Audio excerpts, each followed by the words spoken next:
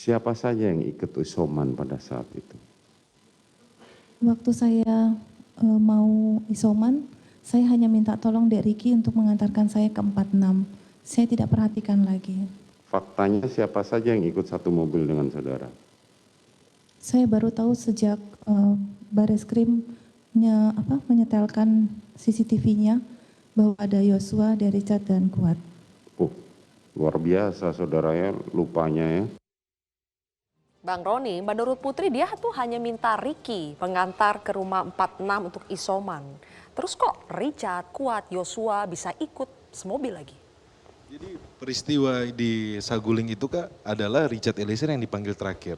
Kemudian ada perintah, ada skenario, kemudian Richard Eliezer turun ke bawah, dia berdoa, dan dia orang terakhir yang naik ke mobil. Ada satu ART yang bernama Agus yang sampai sekarang ini tidak tahu keberadaannya di mana. Dialah yang memanggil Richard Eliezer. Ketika Richard Eliezer selesai berdoa di toilet, kemudian dia keluar, Agus ini yang memanggil. Nah, manggil untuk masuk ke mobil? Masuk ke mobil, dipanggil. Ketika Richard Eliezer masuk ke dalam mobil, itu semuanya sudah ada PC, ada almarhum, ada KM, ada Ricky. Atas perintah siapa Agus ini memanggil Icat untuk masuk ke mobil? Nah, itu yang menjadi pertanyaan kami. Agus ini informasinya kan dia menghilang. Nah, ini kan menjadi peristiwa pidana yang mau dikaburkan kan menurut kami. Nah, kemudian yang menarik adalah ketika Richard Eliezer naik ke mobil, dia melewati PC. Jadi sangat tidak mungkin PC itu tidak mengetahui siapa saja yang di dalam mobil tersebut.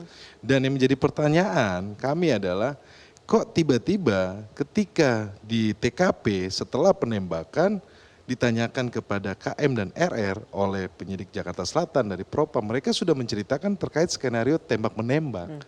Padahal Richard ini kan orang yang terakhir yang dipanggil dengan jarak waktu yang sangat dekat ya. Nah, terus yang menarik kemarin Mbak, yang terkait dengan dari DNA ya, kami ada poin penting juga ketika senjata HS, ini hasil DNA-nya adalah punya milik almarhum Joshua di senjata HS. Padahal di fakta persidangan, kan Ferdy Sambo pemegang senjata HS untuk menembak-menembak. Tapi tidak ada sidik jari. Tapi tidak ada sidik jari. Nah, ini untuk menguatkan bahwa saudara Ferdy Sambo itu memakai sarung tangan, iya kan? Jadi menurut saya tidak ada kejahatan yang sempurna Mbak Sylvia. Di sini terbukti di persidangan. Baik. Menyambung tadi soal Putri yang ia baru tahu Richard, Kuat, Yosua di dalam mobil setelah penyidik Bareskrim memutarkan CCTV. Putri juga bilang dia tidak lihat jasad Yosua pada tanggal 8 dan baru tahu Yosua meninggal pada tanggal 9. Kita simak cuplikannya. Kapan saudara mengetahui Yosua meninggal?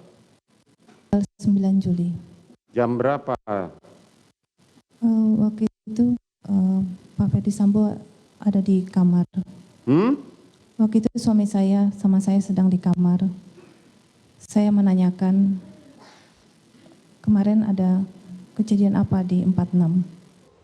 Mas Reza, apakah syok dan trauma itu bisa membuat seseorang sampai lupa apa yang ia lihat, dengar, alami, bahkan lupa siapa saja orang-orang yang berada semobil dengan dirinya? Mungkin saja. Berarti kelupaan dalam kondisi tersebut sekali lagi adalah untuk menjaga kondisi homeostatis, untuk menjaga kondisi keseimbangan agar yang bersangkutan tidak semakin drop. Tidak jatuh sakit, tidak pingsan, bahkan tidak meninggal dunia. Karena kita bisa bayangkan kalau ternyata manusia tidak bisa tanda petik menghilangkan ingatan-ingatan traumatisnya, maka itu justru berefek yang sangat buruk bagi yang bersangkutan. Tapi sekali lagi, psikologi juga yang mengatakan bahwa proses kelupaan manusia tidak melulu berdasarkan proses sifatnya alamiah alias represi, tapi ada proses kelupaan yang disengaja dimanipulasi alias supresi. Nah, dalam proses persidangan kita pakai asumsi yang mana? Sayang beribu sayang, tadi saya katakan, saya berkeyakinan bahwa setiap orang agar lolos dari jerat pidana pasti akan mengembangkan strategi, termasuk strategi kemungkinan yaitu supresi, lupa yang disengaja, lupa yang diada-adakan. Oke.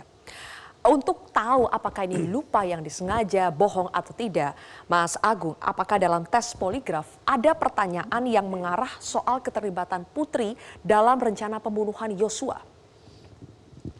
Kalau kita melenceng dari pertanyaan relevan itu biasanya kita mengembangkan di pretest biasanya. Tapi kita kan nggak menanyakan, kita hanya menanyakan secara volunteer terhadap si terperiksa waktu itu. Kita hanya menanyakan dari tanggal sekian sampai tanggal sekian apa aja yang dilakukan, dan itu dibacakan atau dijawab secara sukarela, dan itu nggak ada pemaksaan. Dan sekali lagi saya katakan bahwa pas di tanggal kejadian tidak ada pembicaraan lebih lanjut untuk mengarah ke hal yang tersebut gitu. Oke, jadi secara spesifik adakah pertanyaan yang ditanyakan pada tanggal 8 Juli untuk mengetahui Putri berbohong atau tidak soal keterlibatan dirinya? Tidak ada.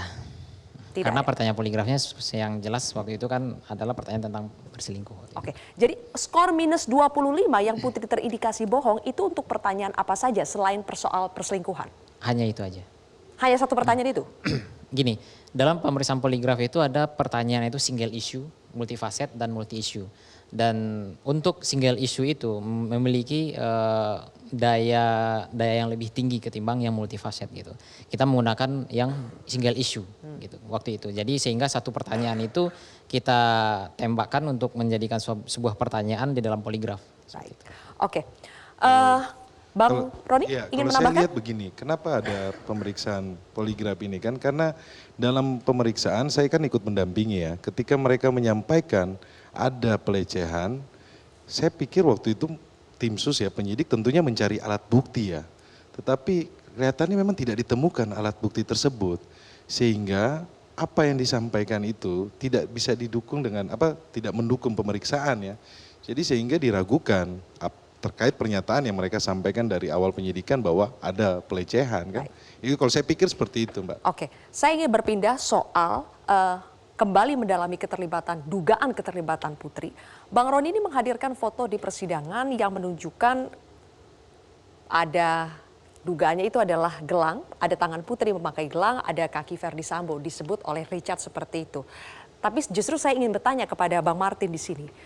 Menurut Anda, Bang Martin, jika Richard itu salah mengartikan perintah Sambo dari hajar malah menembak, apakah Putri dan Sambo itu akan berterima kasih dan mau memberi uang 1 miliar kepada Richard?